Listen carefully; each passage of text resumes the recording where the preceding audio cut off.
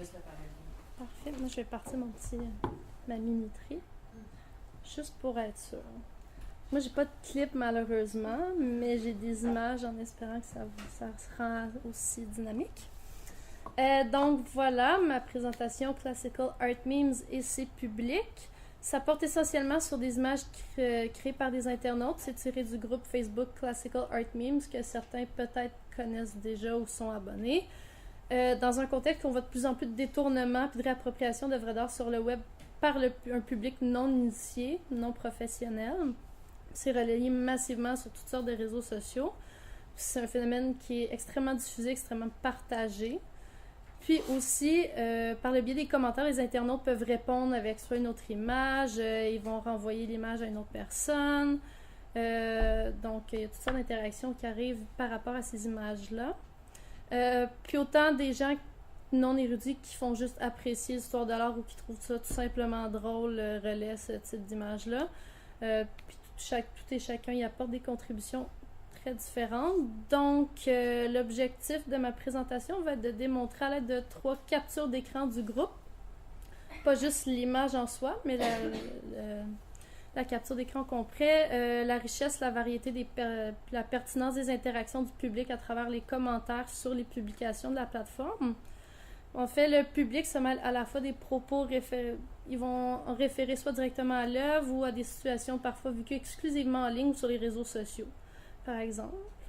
Donc, je vais diviser ça en 3 parties. Donc, je vais commencer par présenter le groupe Facebook en tant que tel, puis le phénomène dans sa globalité. Je vais par la suite me préoccuper surtout de l'analyse de cas. Donc, je vais vraiment me pencher sur mes 3 captures d'écran, puis analyser à la fois l'image, puis toutes les réactions qui vont suivre après. Puis, je vais essayer de tout mettre ça ensemble à la fin pour parler plus globalement des interactions des publics sur la page. Donc, voilà, allons-y maintenant. Donc, en premier, Classical Art Memes et les autres. Donc, le groupe Classical Art Memes s'inscrit dans une tendance toujours plus forte sur le web à travers les médias sociaux d'un phénomène où un public non professionnel, comme je disais plus tôt, s'approprie des œuvres d'art numérisées publiées en ligne, soit pour les détourner, les retoucher, les partager par le biais de leurs connaissances pour des plateformes de diffusion comme Tumblr, on a vu, Pinterest, Facebook, Instagram ou encore Twitter dans une moindre mesure, plus pour relayer. Donc, ça donne ça la page d'accueil d'hier soir. Donc, le groupe existe depuis 2014, donc tout et chacun ici peut modifier une image à sa guise, peut la soumettre à un administrateur, puis ça va être publié anonymement sur la page. Ça va être soit relayé par des likes, ça va être commenté, ça va être tagué. On voit que la page a seulement été créée en 2014. Il y a 1,4 million de personnes qui likent la page. C'est énorme. Ça a pris une expansion très, très, très rapidement. C'est surtout de la caricature. Il y a des fois de la caricature formelle d'une œuvre, comme qu'on a vu peut-être plus dans la présentation de Cassandre, mais c'est surtout des ajouts textuels. Puis c'est surtout, ça prend souvent des fois des formes de BD ou des fois un collage. On va aller chercher d'autres images sur Internet pour en faire un montage. Il y a soit des renvois, comme je disais tôt, directement à l'œuvre. Des fois, on va aller faire des renvois directement à des phénomènes qui arrivent depuis le 21e siècle, comme je disais tantôt, sur les cellulaires, sur les plateformes. Puis, même c'est tellement lucratif, j'ai trouvé ça hier en plus, c'est tellement lucratif et intéressant la page, comme vous voyez, on peut voir ici, on peut acheter de la marchandise, puis effectivement, ça nous renvoie à un site qu'on peut acheter les meilleures publications dans toutes sortes de formes, en coussin, café, en tasse ou... je savais pas que c'était là. Donc, toutes sortes de formats. Donc, je trouvais ça quand même intéressant. Donc, avant de me pencher sur les œuvres, qui sont les gens qui publient ce genre de contenu? Donc, je me suis appuyée un peu sur l'article de Patrice Fléchy qui s'intitule « Le monde des amateurs à l'ère du numérique ». Et il va dénoter certaines caractéristiques qui sont vraiment propres aux amateurs qui vont faire ce genre de travail. Donc, comme je disais plutôt, ils ne sont pas issus du milieu professionnel de l'art ou institutionnel la plupart du temps. Donc, ils n'ont pas nécessairement une formation spécifique dans le domaine. Ils vont faire ça selon leurs intérêts premiers. Si, par exemple, ils connaissent Mona Lisa puis ils adorent Mona Lisa, ils vont traiter de Mona Lisa. Ils ne chercheront pas nécessairement à modifier l'image là, qui est la plus populaire dans les milieux muséaux, par exemple. Il va exercer sa pratique de façon individuelle. Donc, même si c'est anonyme, c'est pas vraiment un collectif qui va faire une retouche qui va publier sur le site. Donc, c'est individuel, c'est subjectif, c'est autonome, mais il y a quand même un sentiment de communauté qui s'inscrit parce que ces genres de contenus sont publiés sur des groupes, sont publiés sur des plateformes, des réseaux sociaux. Donc, c'est très rare, même un Tumblr, on peut relayer, on peut partager, même si c'est plus individuel, mais c'est quand même une communauté Tumblr. Donc, il n'y a pas vraiment de gens qui vont créer leur propre site internet pour mettre ce genre d'image-là. Puis ça va publier oui, une certaine liberté, mais ça reste tout de même publié sur des plateformes. Donc, c'est sûr qu'il y a des conventions établies par les plateformes. On a vu plutôt des exemples de censure sur Instagram ou tout ça. Il y a quand même de la censure qui se fait sur Facebook, évidemment. Des signalements, bien sûr. Aussi, par l'esprit de communauté, il va y avoir... les gens vont se relayer l'information, il va y avoir des échanges, il va y avoir des fois un sentiment peut-être d'entraide, peut-être plus sur des plateformes comme Tumblr, mais je le souligne ici parce que l'amateur va chercher conseil auprès d'autres personnes, il ne cherchera pas l'avis auprès d'autres professionnels. Je t'ai rendu où? Oui, donc voilà. Puis par le fait même, il n'y a pas de hiérarchie entre les personnes qui vont publier. Surtout que c'est anonyme, mais même dans les commentaires, il n'y a pas de hiérarchie entre les personnes qui vont publier des commentaires. Donc tout le monde est au même niveau, contrairement peut-être dans le domaine professionnel, qu'il y a des gens qui sont plus spécialisés, des gens qui sont plus contents, puis tout ça. Évidemment, c'est de la retouche, mais les logiciels de retouche sont de plus en plus disponibles en ligne gratuitement ou en version allégée, mais l'amateur qui va publier ce type de contenu-là n'a souvent pas de formation en Photoshop, tout ça, donc c'est pour ça qu'on retrouve souvent de la retouche qui est peut-être plus rudimentaire, donc l'ajout de texte, c'est beaucoup plus facile à réaliser qu'une retouche formelle, par exemple, de changer un visage ou de déplacer, ou un montage encore plus facile. Donc, c'est ce type d'amateur qui va publier des images sur Classical Art Memes. Puis, la majorité du public, puis des interactions vont se faire dans les commentaires. Puis, évidemment, c'est l'amateur de base qui va générer les interactions, mais il y a quand même un public qui est plutôt actif parce qu'ils vont commenter, ils vont partager. Puis, il y a même certains commentateurs, comme on va voir plus loin, qui vont republier une image dans les commentaires. Donc, ce qui m'amène à présenter mes images. Donc, dans cette optique-là, j'ai fait 3 captures d'écran. Ça date de février. Donc, sûrement que les chiffres ont changé depuis. Puis, c'est rendu très, très loin sur la page si vous allez les chercher parce qu'il y a souvent plusieurs publications par jour.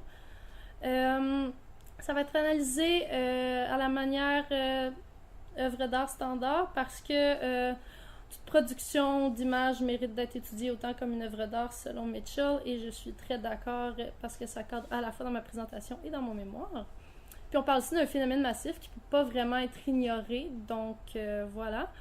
Puis je vais étudier non seulement, comme je disais tôt, l'image, mais l'ensemble des interactions qu'il y a sur la page. Donc j'ai vraiment pris la capture d'écran avec les commentaires, avec les likes, avec les partages. Je vais aussi me baser sur Nathalie Heineck puis sa posture descriptive. Elle va dire que les œuvres d'art ont un pouvoir d'action sur nous qui nous pousse à agir en tant qu'acteur. Puis c'est ce qu'on voit vraiment dans les commentaires. Donc elle dit ici: pour étudier ces actions exercées par les œuvres, il faut tenir les deux bouts de la chaîne. D'une part, la description des conduites des acteurs, des objets, des institutions, des jugements de valeur à partir et à propos des œuvres d'art. Et d'autre part, la description de ce qui, dans leur propriété, rend ces conduites nécessaires, qu'il s'agisse d'innovations fortement individualisées ou de standards récurrents de ce corpus. Donc, on va voir des standards peut-être plus récurrents de ce corpus. C'est pas la création fortement individualisée qui va ressortir dans les images que je vais vous montrer, je vous avertis. Puis, pour apporter un certain background, une analyse un peu iconologique à la Panofsky, parce qu'il y a certains sens aux images qu'on pourrait peut-être pas déduire seulement en regardant les captures d'écran. Donc, je vous présente ma première image ici. Donc, qu'avons-nous ici? On est une femme seule sur le bord d'une plage, triste, solitude représentée ici. Puis en haut, when you post a message in the group chat and nobody responds. Je pense que tout le monde ici peut s'identifier à cette phrase. Si oui, contredisez-moi, c'est le moment. De là à l'imager comme ça, je sais pas.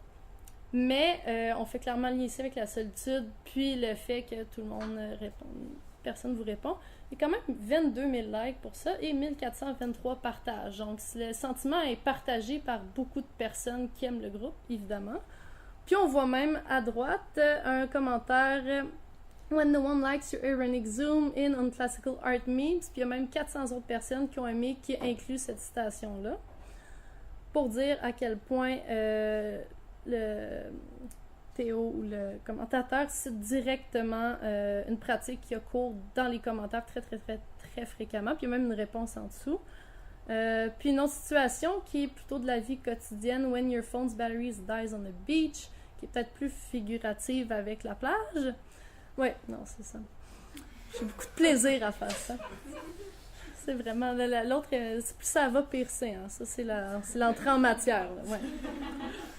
Donc, il y a beaucoup de choses qu'on peut voir là. Comme je disais, il y a les interactions directement dans les commentaires. Il y a d'autres images qui sont republiées. Donc, la première publication engendre d'autres publications dans les commentaires, qui est même relayée, qui est appréciée, qui a des réponses. Donc, tout ça ensemble se mêle.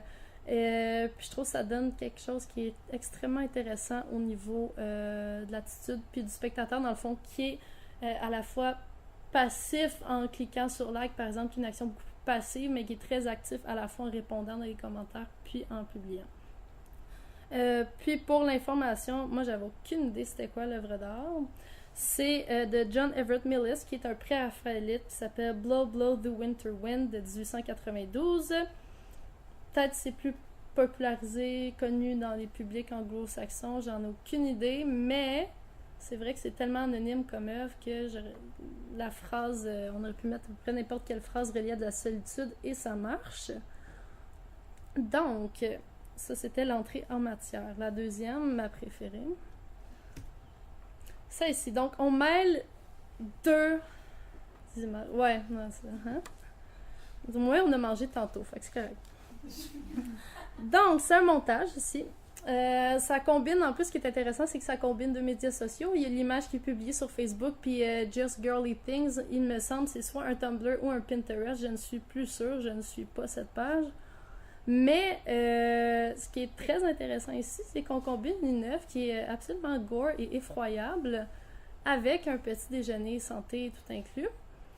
Puis, dans les commentaires, ce que j'ai trouvé extrêmement intéressant, puis c'est peut-être une tendance qu'il y a sur le web qu'on voit, Being a vegetarian, realizing there's meat in your food. Puis, il y a le moment, on prend le moment qu'on a très faim dans la première publication, puis après, c'est le moment comme s'il s'arrêtait de manger. Donc, c'est vraiment une interprétation qui est complètement différente, puis c'est placé immédiatement à côté. Puis, juste en dessous, quelque chose qui cite directement l'œuvre, Who said that eating your old children isn't healthy since early Saturn? C'est peut-être un petit peu plus...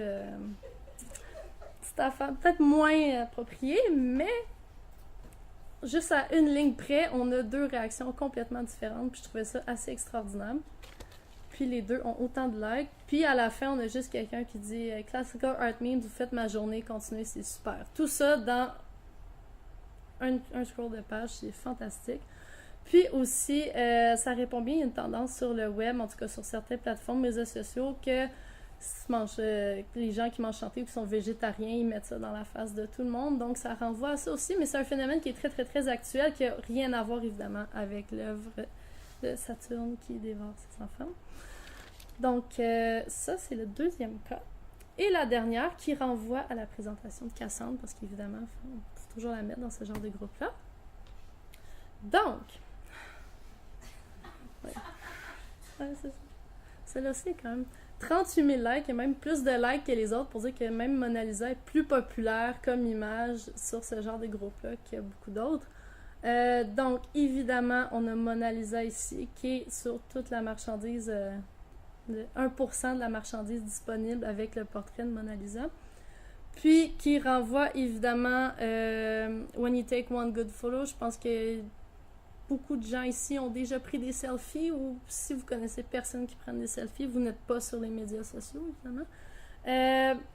On peut voir ici, il y a plusieurs objets, ça peut renvoyer soit à tous les différents médias sociaux sur lesquels on peut publier la photo, puis ça renvoie évidemment tout le marketing. Puis on a toujours dans les commentaires in the end you delete that one too, and then you delete by mistake. Puis il y a 600 quelques personnes qui s'identifient à ce genre de propos-là. Donc voilà. Puis même on fait parler Mona Lisa en dessous. Leonardo, I'm shy, so please don't tag me in it.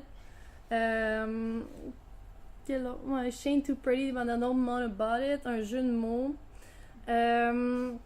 Donc, tout ça pour une même image. Moi, je trouve ça extrêmement intéressant. Donc, c'est ça. C'est même pas l'œuvre d'art est complètement évacuée. On voit seulement la marchandise. Puis on peut seulement peut-être faire, comme je disais plutôt, une analogie à plusieurs médias sociaux qu'on va publier notre super selfie. Ou comme je disais dans mon texte, le selfie queen. Donc, tout ça, qu'est-ce que ça dit? Qu'est-ce que ça fait? Donc, on a pu voir, je vais remettre l'image ici, donc il y a plusieurs acteurs. Il y a l'œuvre de base, il y a l'œuvre qui a été modifiée, publiée, il y a avec la personne qui a la phrase, il y a tous les gens qui ont like, il y a les commentateurs, il y a ceux qui ont mis d'autres photos, ça fait toutes sortes de gens qui interagissent puis qui agissent ensemble sans toujours s'en rendre compte nécessairement. Ça déclenche de nombreuses réactions. Donc, par exemple, j'ai trouvé ça très drôle et j'ai pensé à une amie, je vais taguer la personne pour qu'elle voit l'image.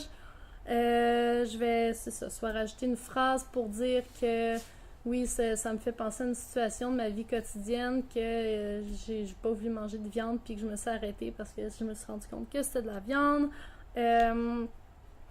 Puis aussi, ce qui est très important, que j'ai peut-être oublié de mentionner plus tôt, c'est toujours à 100% de l'art figuratif. Il n'y a jamais de détournement, ou si vous en trouvez, envoyez-moi-les, parce que j'en ai pas trouvé. C'est toujours de l'art figuratif, parce que c'est très difficile de s'identifier à carré blanc sur fond blanc, évidemment. C'est très difficile de retoucher, se réapproprier ce genre d'œuvre pour la faire parler sur n'importe quelle situation, pour envoyer un sens qu'il y aurait de caché dans l'œuvre d'art. Donc, c'est ça, c'est toujours du figuratif parce qu'on peut faire parler les personnages, on peut les retoucher, on peut faire un collage avec d'autres photographies. Donc, voilà. Puis, non, c'est ça. Avec les interactions, pour revenir à ce que je disais, les interactions, dans le fond, on peut répondre aux commentaires par d'autres commentaires. Il y a toutes sortes d'interactions qui font ensemble que qu'est-ce que le public, dans le fond, la question, c'est surtout qu'est-ce que le public pense de l'œuvre d'abord. Je veux dire, par exemple, Saturne dévore ses enfants. Comment on est arrivé à publier ça sur Internet, par exemple? Est-ce qu'on n'a pas un peu perdu le sens premier de l'œuvre? Pour dire que quand tu es un végétarien et tu réalises qu'il y a de la viande dans ta bouffe, ben, peut-être que tu connais le sens premier de l'œuvre, mais pas nécessairement. Donc, on peut faire dire tout ce qu'on veut à une image, finalement. Puis, dans le fond, comme mentionné à Annick, dans le fond, toutes ces réactions-là prouvent que, dans le fond, la publication a engendré plusieurs actions, particulièrement par le biais des commentaires, surtout des partages. Puis, j'aimerais terminer, parce que je viens de voir le temps, on peut conclure que dans le fond, les pages telles que Classical Art Memes mettent de l'avant des acteurs autour d'une œuvre, puis d'une image. Donc, c'est ça, on renvoie aussi, le spectateur, il est devenu actif et passif en même temps, parce qu'on peut seulement regarder l'image comme qu'on peut s'impliquer dans les commentaires. Puis, ça met en valeur, dans le fond, la facilité puis la popularité de se réapproprier une image puis de l'individualiser, puis de la réactualiser à un certain sens, parce que c'est pas toujours des œuvres d'art qui sont connues du public. Mona Lisa, oui, mais l'œuvre de Millet, je la connaissais pas avant la publication, puis elle a perdu peut-être complètement son sens, puis on se la réactualise complètement pour passer son message. Donc, voilà. Merci beaucoup. Merci. Est-ce que Facebook est un bon moyen de faire revivre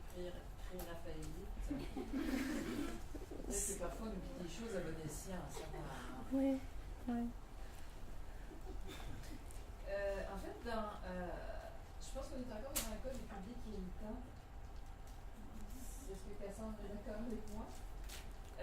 Parce que tout ce qu'on fait dans ce groupe, c'est d'instrumentaliser les œuvres d'art. Ouais. Est-ce qu'une historienne de l'art, au bout de 2 ans d'études de cet objet, ne sera pas un peu, parfois, dépressive? Ben, pas vraiment, parce que moi, je traiterais, dans mon mémoire, je n'avais pas traité de ce genre d'image-là. Donc, je les ai pris parce que je savais que je pouvais pas faire un mémoire uniquement sur ce type d'image-là. Pour un travail, ça va bien. Mais par contre, dans mon mémoire, je vais vraiment prendre plus des œuvres d'art que des retouches formelles. Donc, il y a beaucoup plus de choses à dire. C'est beaucoup moins irritant. Puis c'est sur des plateformes plutôt, par exemple, comme Tumblr. Donc, les commentaires sont beaucoup moins nombreux. Puis c'est plus une fonction de partage que de... Donc, c'est ça. Vu que je savais que je pouvais pas... Puis, par exemple, je pense que je vous l'avais montré, l'image de Narcisse qui se regarde son reflet dans l'eau, c'est une image que j'aimerais aborder dans mon mémoire, par exemple, mais dans la retouche, le reflet de l'eau est changé par un téléphone intelligent avec Instagram. C'est quelque chose qui est, je trouve, très intéressant à analyser comme image en soi. Mais évidemment, non, c'est ça. Classical Art Meme, c'est très divertissant. Ça a quelque chose à dire sur les publics, je crois. Mais non, c'est ça. Je vais plus me concentrer sur. En fait, ça a quelque chose à dire sur une catégorie de public, je crois, parce que c'est vrai que si vous entrez dans des Tumblr, même des Pinterest à la limite. Ouais, c'est déjà d'autres choses, ouais. Ménagères du Midwest, tranquille. Vous avez déjà autre chose parce que vous pouvez être là confronté à un vrai public amateur, c'est-à-dire dans le sens premier, public qui aime. Alors que là, vous avez qu'un public, à mon avis, qui fait des plaisanteries au sujet d'œuvres d'art ou avec des œuvres d'art. Donc, ravi d'entendre que vous ne ferez pas tout votre mémoire sur cet objet. Non. Des questions? Oui. Ça va être une question un peu ouverte, donc un commentaire. Je me questionne un peu, en fait, pourquoi cette plateforme-là a eu un tel succès? Tu dis que les internautes soumettent leurs propres images et qu'ensuite c'est choisi et c'est publié anonymement. Donc, je me demande pourquoi est-ce que les gens ont un intérêt à ce que leur contenu soit filtré par autrui alors que l'Internet permettrait qu'on les partage, qu'on mette juste un mot-clic, un hashtag pour les rassembler. Pourquoi tu penses que les gens veulent quand même que ça soit centralisé sur cette plateforme-là? Ben, je pense que pour beaucoup de gens qui sont peut-être pas amateurs ou qui ne trippent pas nécessairement histoire de l'art ou médias sociaux, Facebook, c'est souvent le réseau social que le plus de gens vont avoir dans leur cellulaire ou sur leur ordinateur. Donc, par exemple, on parlait de ma tante Monique, là. Ma tante Monique va avoir un Facebook, mais elle n'aura peut-être pas un Tumblr, par exemple, ou Twitter. Donc, moi, je pense qu'il y a peut-être un certain intérêt à publier sur Facebook parce que ça rejoint beaucoup plus de gens. Puis même si c'est filtré par quelqu'un, je pense pas, tu sais, c'est des plaisanteries la plupart. Donc, c'est pas une volonté de choquer ou de faire réfléchir ou de semer une controverse ou de faire passer, c'est ça, un message. Donc, je pense qu'un groupe comme Facebook, que tu peux juste cliquer, partager, relayer ou soumettre directement, c'est beaucoup plus facile pour monsieur, madame, tout le monde que quelqu'un, comme je disais, qui veut justement partir une certaine production artistique, entre guillemets, ou aller rejoindre un public qui est peut-être plus connaisseur, là. Ma tante Monique aurait été une de nos mascottes aussi. C'est vous, la tante Monique? Moi, je suis pas ma tante Monique, mais c'était vraiment ma tante Monique. J'avais plus de voix, j'avais vraiment une voix de ma tante Monique plutôt cette semaine. J'ai vraiment eu peur de faire ma tante Monique, là. Je pense que Geneviève, la question de la communauté qui a beaucoup envie de rentrer là-dedans, c'était un peu un mot transversal les présentations, au moins cet après-midi, avec Isabelle, entre autres, il y a des questions de communauté. Il y a une communauté qui se crée autour de vos dominos. Quand on entre dans les réseaux sociaux, on est d'emblée confronté à ça. Je ne sais pas si ça faut percoler pendant encore un million d'années. C'est chose que je suis un peu avec toi là-dessus, c'est que je me dis, mettons, la personne à partager, dire, moi je vais le mettre sur Classical Art Meme, au moins les gens vont voir mon nom, et c'est moi qui leur en fait de la joke, mais là on dirait que ça évacue ça. De le dire, je le pose anonymement, c'est pas ma joke. On dirait que pour moi, dans ma tête, ce serait plus de le mettre sur le groupe de Classical Art Meme, mais pas de façon anonyme. On dirait que je trouve ça drôle d'avoir une communauté anonyme de trucs drôles, mais tu vas dire ça, c'était ma joke. Ouais, mais je pense aussi que, par exemple, que c'est publié puis que ça a moins de likes, un truc, t'es assuré que personne va t'associer à ça aussi. Moi, je pense, par exemple, on pourrait faire un parallèle peut-être avec tous les groupes Spotted, que Spotted Université de Montréal, Spotted Repentigny, Spotted peu importe, non, mais c'est n'importe quelle aventure. Ben, c'est des gens qui vont publier, par exemple, je sais pas, c'est des gens qui vont publier. Par exemple, je sais pas, Université de Montréal, on va dire l'eau est coupée à Jean-Briand. Il y a quelqu'un qui va publier anonymement Spotted à l'eau à Jean-Briand qui a été coupé, puis le monde va se sentir identifié avec ça, ils vont like ça. C'est anonyme. Est-ce que tu as envie de savoir, est-ce que tu as envie de te taguer avec cette citation-là? Je pense pas. Tu as eu envie de te plaindre ou de chialer peut-être, mais est-ce qu'on veut t'associer à ça? Je penserais pas. Moi, je pense que il y a aussi, c'est ça, une certaine réserve. Si jamais c'est pas populaire, au moins mon nom est pas là. Si c'est populaire, tant mieux, sinon. On apprend des choses, hein? Pour le Spotted, à la base, c'était pour les déclarations de droits. Oui. C'est comme les rendez-vous manqués sur la Gigi. Ou les petites annonces dans le métro, là, que... Mais c'est comme si tu étais dans le métro, admettons, tu te dis, je t'ai vu ce matin, t'es un gars avec des cheveux bruns. Mais ils le font dans le journal métro, ça, maintenant. Ça a commencé dans les journaux, après Ouais. c'est transféré Kijiji, Craigslist, là maintenant il y a plein de groupes Facebook. Mais il a enlevé Kijiji. Et après ça, on a développé une application mobile qui permet de reconnaître la personne qu'on a croisée aussi. Ah ouais. La personne que quoi? Ça, c'est un peu... En photo, Il faut la prendre en photo, genre. Ouais, hein?